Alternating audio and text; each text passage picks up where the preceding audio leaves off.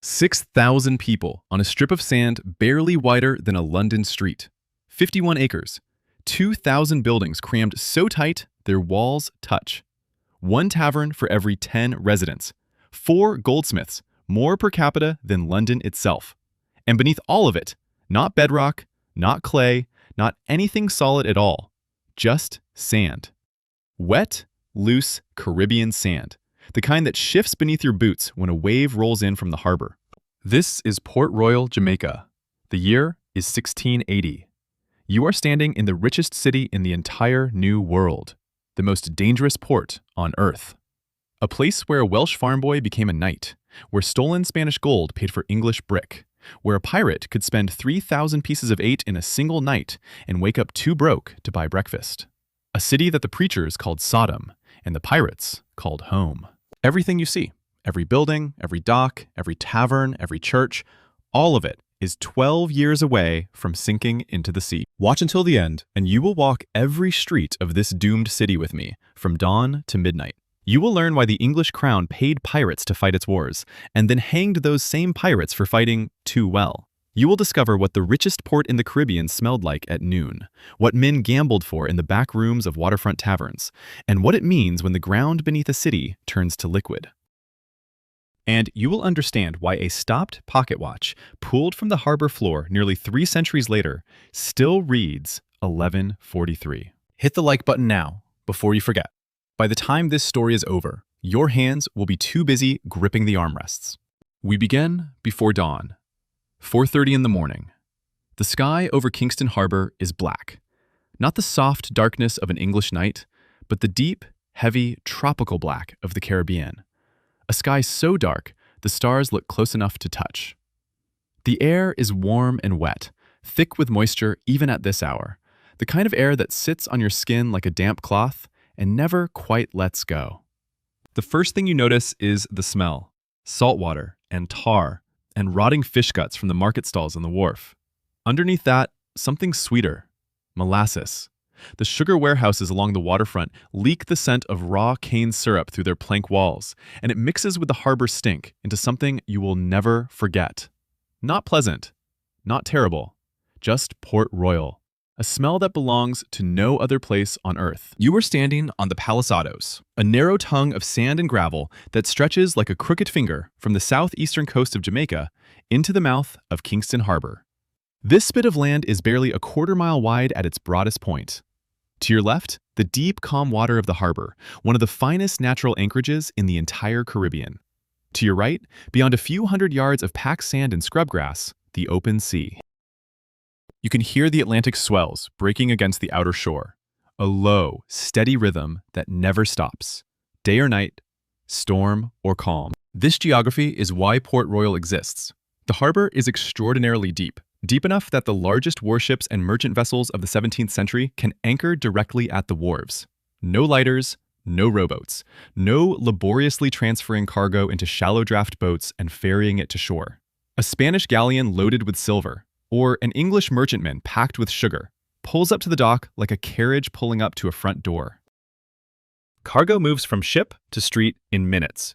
For a city that lives and dies by the speed of commerce, this is everything. And there is something else. The narrow spit means the harbor can be defended from all sides. Fort Charles guards the western approach. Fort James covers the east. Fort Carlisle watches the channel. Fort Rupert and Fort Morgan complete the ring. 5 forts, bristling with cannon, protecting a harbor so valuable that the English were willing to do almost anything to keep it, including hiring pirates. The English took Jamaica from Spain in 1655. It was not supposed to happen this way. Oliver Cromwell, Lord Protector of England, had sent an expeditionary fleet under Admiral William Penn and General Robert Venables to seize the great Spanish island of Hispaniola. The fleet was enormous, the ambition was greater, and the result was a humiliation. The attack on Santo Domingo failed miserably, beaten back by a Spanish force a fraction of its size. Penn and Venables, desperate to salvage something from the wreckage, turned south. Jamaica. A smaller prize, lightly defended. The Spanish garrison was weak, the colonial population thin. The English landed and took the island in a matter of days. When Penn and Venables returned to England expecting gratitude, Cromwell threw them both into the Tower of London. They had been sent to take Hispaniola, and they had come back with Jamaica. At the time, it seems like a consolation prize. It was anything but. Jamaica sat at the crossroads of every major shipping lane in the Caribbean. Spanish treasure fleets carrying silver from Peru and gold from Mexico passed within sight of its coast. The sugar trade was exploding, and the harbor at Port Royal was the key to all of it. Within 25 years, this tiny settlement on a sand spit would become the largest and wealthiest English port in the Americas. Not Boston, not New York, not Charleston. Port Royal. Growing faster than any town the English had ever founded in the New World. But the English crown could not hold Jamaica with the Royal Navy alone. The fleet was stretched across too many oceans, fighting too many wars with too few ships. So the colonial governors made a bargain that would define Port Royal for a generation. They issued letters of marque. A letter of marque was a legal document signed by the governor that authorized a private ship captain to attack and plunder enemy vessels. In practice, it meant one thing. You could rob the Spanish and call it patriotism. The privateer kept most of the loot. The colonial government took its cut. And England weakened its greatest rival without spending a penny of the royal treasury. It was piracy with a government stamp. And it was spectacularly effective. Privateers poured into Port Royal from every corner of the Atlantic. English, Dutch, French, Portuguese, and men of no nation at all. They brought captured ships, stolen cargo, barrels of Spanish silver, chests of emeralds and pearls. And they brought appetites. The appetites of men who had risked everything and wanted to spend the profits before a cannonball or a noose caught up with them. The sun has cleared the harbor now, and the streets are waking up. You step out of your lodging, a 2-story building with walls of English brick. Those bricks carried across the Atlantic as ballast in the holds of sugar ships that would otherwise have returned to Jamaica empty. And you walk into the current of humanity that is Port Royal at 8 in the morning. The streets are narrow, some barely wide enough for 2 men to walk abreast. 2,000 buildings jammed onto 51 acres, a density that rivals anything in Europe. Wooden houses lean against brick warehouses. Taverns share walls with goldsmiths' workshops. A church steeple rises above a row of brothels. There is no zoning in Port Royal. There is no plan. The city grew the way coral grows, fast and chaotic, every new structure squeezing into whatever gap remained. The market is in full roar. Under canvas awnings stretched between wooden posts, merchants display goods from every corner of the known world. Spanish daggers with silver hilts taken from captured officers. French silk in bolts of deep crimson and sapphire blue. Portuguese Madeira wine in clay bottles sealed with wax. Dutch linen, fine and white. Jamaican sugar in heavy barrels. Tobacco from Virginia. Spices from the East Indies that have crossed 2 oceans to reach this stall. Turtle shells, enormous and polished, stacked beside barrels of indigo dye that stains everything it touches a deep, impossible blue. Cocoa beans from Venezuela, ginger root and pimento from the Jamaican interior, carried down from the mountains by enslaved workers and sold by the sack. The sounds alone are overwhelming. Merchants shouting prices, roosters crowing, iron hammers ringing from the blacksmith shops, a hog squealing somewhere behind the fish stalls. The creak and groan of a ship being loaded at the wharf 50 feet away. And gold. Gold everywhere. Chains and coins and rings and bars, most of it stamped with the seal of the Spanish crown, all of it taken by force from ships and cities across the Caribbean. Port Royal has 4 working goldsmiths. 4 in a city of 6,000 people. London, a city of 500,000, has proportionally fewer. These craftsmen do not make jewelry from raw ore. They melt Spanish pieces of 8, the standard silver currency of the New World, and reshape them into English rings and brooches and tableware. The transformation is practical and deliberate. Melt the evidence, reshape the plunder, sell it as legitimate merchandise. The economy of Port Royal is, at its foundation, a money laundering operation conducted in plain sight. But there is another market on the waterfront, one that no amount of gold can beautify. Near the main wharf, in the shadow of the warehouses, enslaved Africans stand in the heat. Men, women, children. They have survived the Middle Passage, weeks of unimaginable horror chained in the holds of slave ships, and now they are property to be sold. Buyers examine them the way merchants examine livestock. Teeth, hands, muscle. A price is agreed. A human being changes ownership. By 1692, roughly 2,500 of Port Royal's 6,500 residents will be enslaved people. They carry the cargo, they build the houses, they cook the food, they empty the chamber pots. They do the work that makes the wealth possible, and they receive none of it. This is the contradiction that sits at the heart of Port Royal, as inescapable as the heat. Liberty for the privateer, chains for the African. A city that celebrates freedom while running on forced labor. And the English merchants who profit from both sides of this equation see no inconsistency whatsoever. By noon, the heat has settled over Port Royal like a wool blanket soaked in warm water. The temperature hovers near 90 degrees, and the humidity is so thick you can almost see it. Shade is precious, water is warm, and the taverns are filling up. One drinking house for every 10 residents. In July of 1661 alone, the colonial authorities granted 40 new tavern licenses. The taverns of Port Royal are not quiet English pubs with oak beams and quiet conversation. They are loud, hot, crowded rooms where men drink Kill Devil rum, the raw, unaged cane spirit that Jamaican distilleries produce in staggering quantities, and gamble with the desperation of people who genuinely believe they might not be alive next month. The rum is cheap and strong. Mixed with water, sugar, and lime juice, it becomes punch, the famous Port Royal punch that visitors describe with a mixture of admiration and horror. Sweet enough to disguise the burn, strong enough to flatten a man in 3 cups. The fresh water stored in wooden casks goes bad within weeks in the heat, turning green and slimy with algae. But the alcohol kills the bacteria. In Port Royal, rum is not a luxury. It is a water purification system. You sit in a tavern on the waterfront. A low-ceilinged room, thick with pipe smoke and the smell of roasting goat. The walls are rough plaster over brick. The floor is packed earth. The furniture is heavy, scarred, built to survive the nightly abuse of men who settle arguments with their fists. A wooden plate of turtle stew sits before you, rich and peppery, the green turtle meat tender from slow cooking over charcoal. This is the signature dish of Port Royal. Sea turtles from the Cayman Islands are brought to Jamaica alive, kept in crawls, underwater pens in the harbor, until they are needed. The meat is fresh, cheap, and abundant.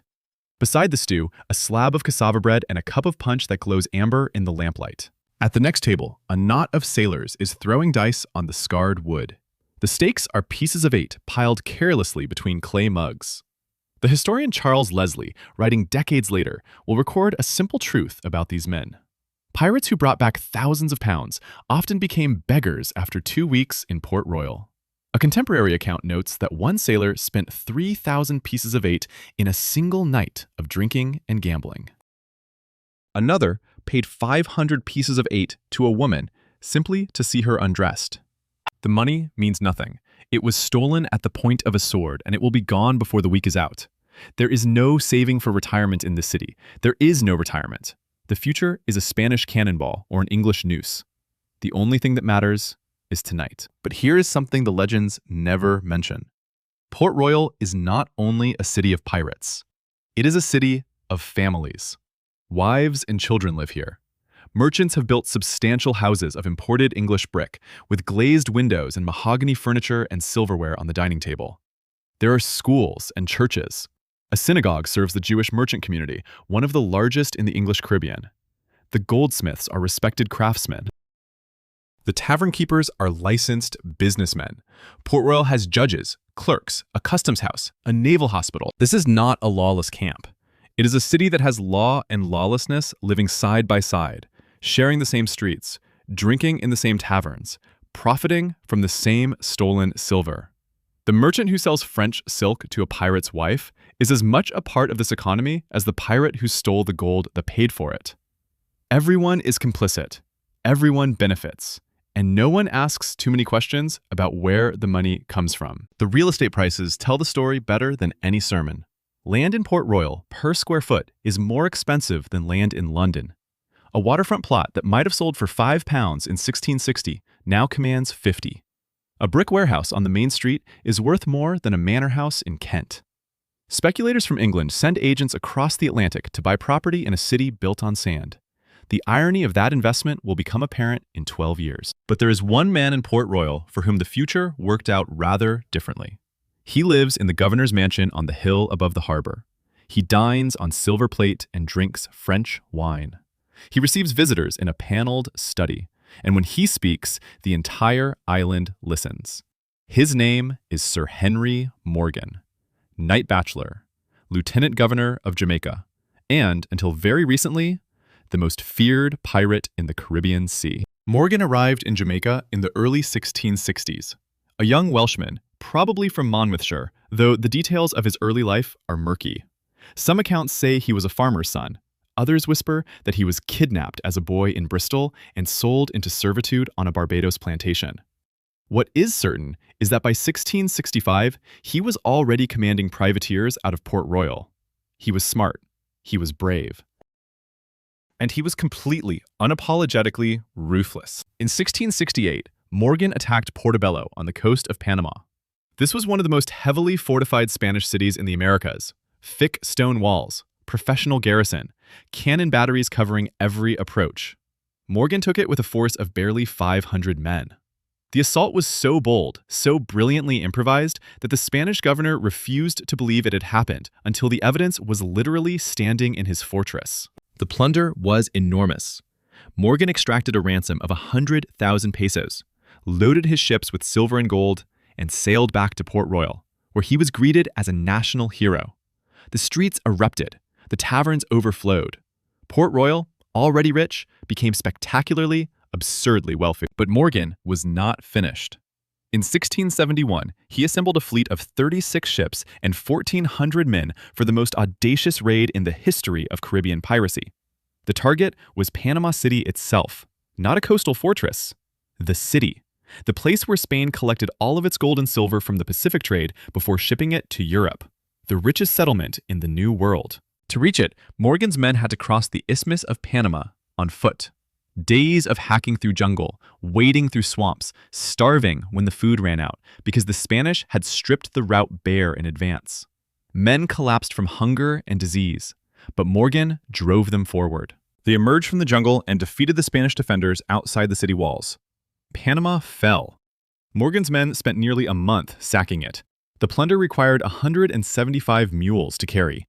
Gold, silver, jewels, silk, everything of value that the Spanish Empire had accumulated in its Pacific capital.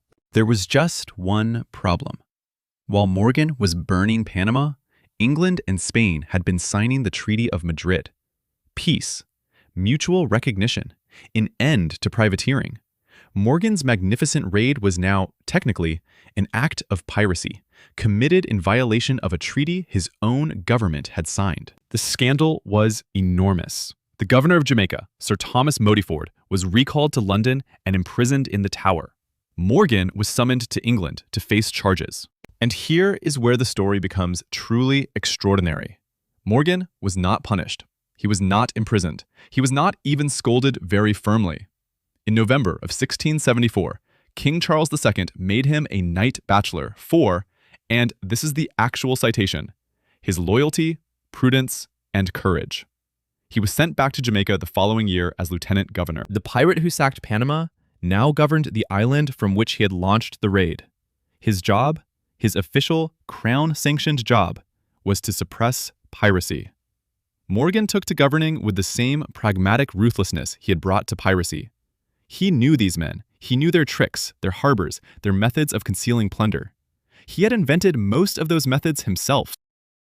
Now he used that knowledge to hunt the very people who had once sailed under his flag. Former drinking companions stood before his bench. Men who had marched with him across the isthmus, starving and bleeding through the jungle toward Panama, now heard his voice pronouncing sentence. He also continued to drink. Heavily. Visitors to the governor's mansion describe a man who entertained lavishly, surrounded by the finest things that pirate wealth could buy, but whose health was visibly failing. His face was swollen, his belly distended. The physicians whispered about his liver. Morgan himself seemed unconcerned. He had survived Spanish cannons, jungle fevers, and the wrath of kings. A bottle of rum was not going to be what killed him. It was, of course, exactly what killed him. Morgan died in August of 1688, probably from liver failure, at roughly 53 years of age. He was buried with full military honors at the Palisado Cemetery overlooking the harbor. 4 years later, the earthquake would crack open his grave and send his coffin sliding into the sea. Morgan was not the only famous privateer to call Port Royal home. Christopher Mings sacked Campeche in 1663, a raid so successful it became the model for every coastal attack that followed. Edward Mansfield, possibly Dutch, possibly English, no one was quite sure, captured the island of Santa Catalina and raided Grenada. Roche Brasiliano, a Dutchman born in Groningen who acquired his nickname from years in Brazil, terrorized Spanish shipping with a brutality that shocked even his fellow pirates. All of them used Port Royal as their base. All of them spent their fortunes in its taverns, and all of them operated with the explicit, documented approval of the colonial government. This was the arrangement that built Port Royal. Pirates did the fighting, merchants did the selling. The governor took his percentage, and everyone pretended it was legitimate commerce. But by the late 1670s, the arrangement was breaking apart. England no longer needed pirates to fight Spain. The era of open colonial warfare was giving way to an era of diplomacy and trade agreements. The privateers who had been heroes in the 1660s were becoming liabilities in the 1680s. Every Spanish ship attacked was now a diplomatic incident. Every raid endangered a treaty. Morgan, the former pirate-turned-governor, understood this better than anyone. Under his authority, the courts of Port Royal began prosecuting the very men who had built the city. Letters of marque grew scarcer. Trials grew more frequent. The gallows near the harbor saw regular use. Some of the most famous pirates in Caribbean history met their end here. Calico Jack Rackham, whose crew included the legendary Anne Bonny and Mary Read, was tried and hanged in Jamaica. The bodies were displayed in iron cages at the harbor entrance, swinging in the tropical wind, a reminder to every sailor who passed that the rules had changed. The city that pirates built was turning against them. The taverns were still open, the rum still flowed, but the golden age was ending, and everyone who lived here could feel it, even if no one wanted to say it aloud. Evening comes to Port Royal, and the air finally begins to cool, though cool is a generous word for the Caribbean at dusk. The sun drops behind the blue mountains of Jamaica in a wide blaze of orange and copper, and the harbor darkens. Lanterns appear on the ships at anchor, dozens of them, swaying gently with the tide, casting ribbons of gold light across the black water. In the taverns, the evening crowd is louder than the afternoon crowd. The fiddle music is faster. The dice hit the table harder. Somewhere in the back rooms, debts are being settled with fists. But other voices are speaking too. Quieter voices.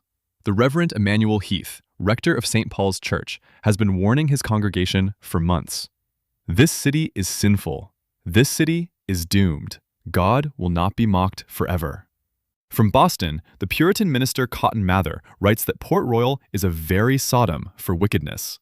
Spanish chroniclers call it the Sodom of the New World. Nobody is listening. Nobody ever listens. Not until the ground itself begins to speak. And the ground has something to say. Beneath your feet, beneath the brick and wood and packed earth of Port Royal's streets, the Palisado's sand holds a secret. It is not stable. It never was. The sand is loosely packed, saturated with seawater, sitting above a layer of unconsolidated sediment that has never been tested by anything more violent than a tropical storm. Under normal conditions, it supports the weight of 2,000 buildings and 6,500 people without complaint. Under seismic conditions, it does something else entirely. It turns to liquid. June the 7th, 1692, a Tuesday morning. The day begins like any other. Ships at anchor in the harbor, taverns opening their shutters, merchants arranging their stalls in the market. The heat building toward another brutal Caribbean noon. The Reverend Heath has just finished preaching at St. Paul's Church. His sermon was so pointed about the sins of Port Royal, so specific in its warnings, that parishioners will later say it sounded less like a homily and more like a prophecy. At approximately 11:43 in the morning, the ground begins to tremble. The first shock is gentle. A shudder, a vibration, as if something vast has shifted deep underground. People pause in the streets, glance at each other, puzzled, not yet afraid. The second shock is stronger. Walls crack, roof tiles slide and shatter. A few buildings sway visibly. Then the third shock hits, and the city of Port Royal ceases to exist. The sand liquefies. Modern geologists call this soil liquefaction. The saturated, loosely packed sediment loses all structural integrity and behaves like a thick, churning fluid. Buildings do not fall over, they sink. Whole streets descend into the earth as if a trap door has opened beneath them. The ground splits into cracks and fissures, and people fall into them. Some are crushed when the earth closes again. Others are trapped, to the waist, to the chest, to the neck, buried alive in what was solid ground 2 seconds earlier. The Reverend Heath, who will survive, writes afterward that he saw the earth open and swallow a multitude of people, and the sea mounting in upon them over the fortifications. Another witness records that the ground moved like waves on the ocean. A man standing in the street vanished into a crack, and his lifeless body floated to the surface moments later among the wreckage of houses. 2/3 of the city, 33 acres of buildings, streets, forts, wharves, taverns, churches, warehouses, and homes slides into Kingston Harbour.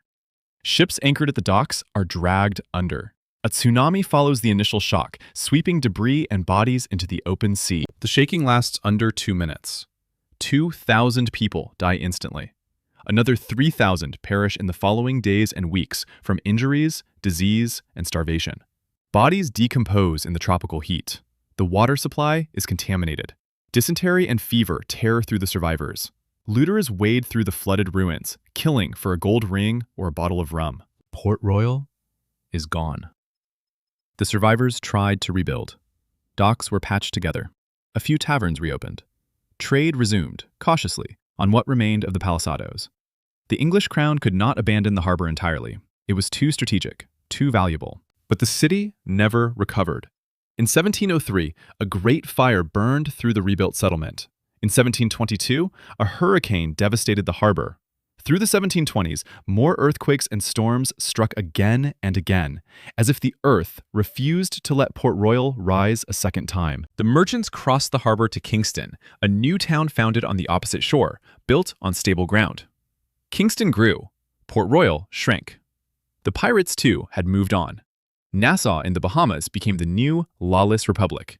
Port Royal became a quiet Royal Navy station. Barracks and churches replaced gambling houses and brothels. Military patrols replaced drunken sailors stumbling through the streets at midnight. The wickedest city in the world became, of all things, orderly. Today, Port Royal is a small fishing village at the end of a long, narrow road across the Palisados. A few hundred people live there. The streets are quiet. The harbor is calm. But beneath the water, just offshore, the rest of the city still stands. Archaeologists exploring the submerged ruins have found brick walls intact, clay pipes unbroken, pewter plates still sitting on tavern tables, glass bottles sealed with their original corks. And in 1959, a diver brought up a pocket watch from the harbor floor. Its hands had stopped at 11:43, the exact moment the sand betrayed everyone who trusted it. 2/3 of Port Royal sits on the seafloor, undisturbed, a frozen snapshot of a Tuesday morning in 1692, when the richest, most sinful, most alive city in the New World disappeared in less time than it takes to finish a cup of rum. The artifacts tell stories that no document ever could. Archaeologists from Texas A&M University, working in the murky waters of Kingston Harbour, have mapped entire city blocks beneath the surface. They have found the remains of a tavern on Lime Street with drinking vessels still on the tables. A carpenter's workshop with tools laid out as if the owner stepped away for lunch and never came back.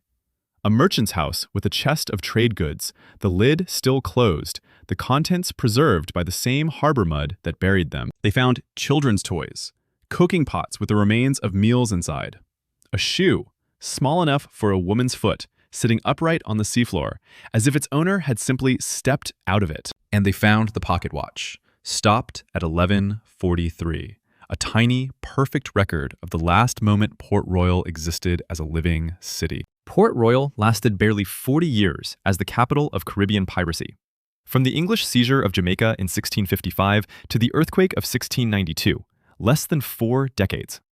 In that brief window, it became everything at once. The richest port in the Americas, the most dangerous city on earth, a monument to freedom, and a monument to slavery, standing on the same 51 acres of sand. It was a place where a Welsh farm boy could become a knight and a governor.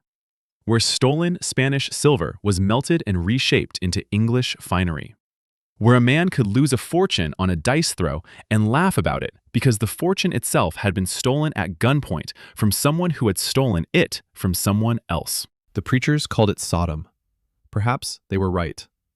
But the deeper sin was not the rum or the gambling or the music or the women. The deeper sin was the oldest one. The belief that you can build something permanent on a foundation that was never solid. That wealth extracted by force could last forever. That a city raised on plunder and slavery and sand would never have to pay the bill. At 11:43 on a Tuesday morning, the bill came due, and the Caribbean collected. So, that is Port Royal, from the first sunrise to the last. Now you know why the English paid pirates to fight their wars, why a buccaneer became a governor and then hanged his own kind, and why a pocket watch stopped at 11:43 still lies in a museum, frozen at the precise instant the wickedest city on earth ran out of time. Drop a comment and tell me this. If you had arrived in Port Royal in 1680 with a pocket full of Spanish silver, how long would your money have lasted? Be honest. I would have been broke before sundown. The turtle stew alone would have finished me off. And subscribe to Tales of High Seas, because if you do not, the ghost of Port Royal will find you. Not one of the pirate ghosts. They are busy. No, the tavern keeper ghost. The one who has been pouring Kill Devil rum at 3 in the morning in a building that has been underwater for 330 years. He will appear at the foot of your bed, dripping seawater, smelling of molasses and old tobacco, holding a wooden mug of punch and a pair of loaded dice. He will ask one question. Have you subscribed?